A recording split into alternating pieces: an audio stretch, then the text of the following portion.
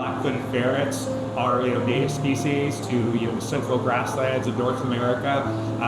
Unfortunately, for a variety of reasons, they were once thought to be extinct, and then there was a small remnant population found in Wyoming.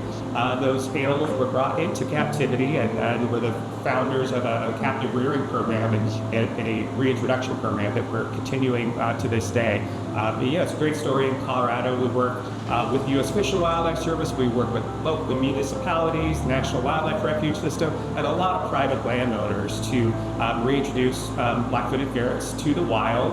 Black-footed ferrets are dependent on prairie dog colonies, both for prey, and they're also dependent on them for their habitat. They use their burrows for their cover. Restoring black-footed ferrets is dependent on maintaining prairie dog colonies. So we work through a variety of different mechanisms to make sure that we're protecting black-tailed prairie dog colonies.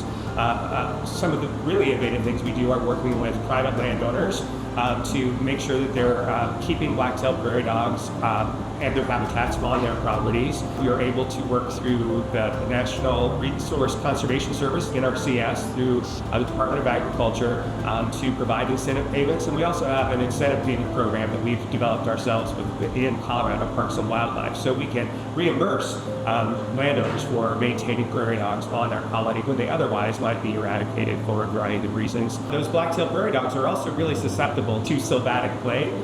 Plague is a disease that was introduced from Europe into North America, has swept across the continent over the past 100+ years, and it's very, very impactful to black-tailed prairie dogs as well as black-footed ferrets, and can decimate black-tailed prairie dog colonies in a very, very short amount of time. So we use several different mechanisms to protect those animals against plague. One innovative thing we've also done is to work with our wildlife health researchers to help develop a sylvatic plague vaccine, so we can actually vaccinate the animals against these. Of course, you're not going out there and giving individual shots to all of these animals in most non-research situations.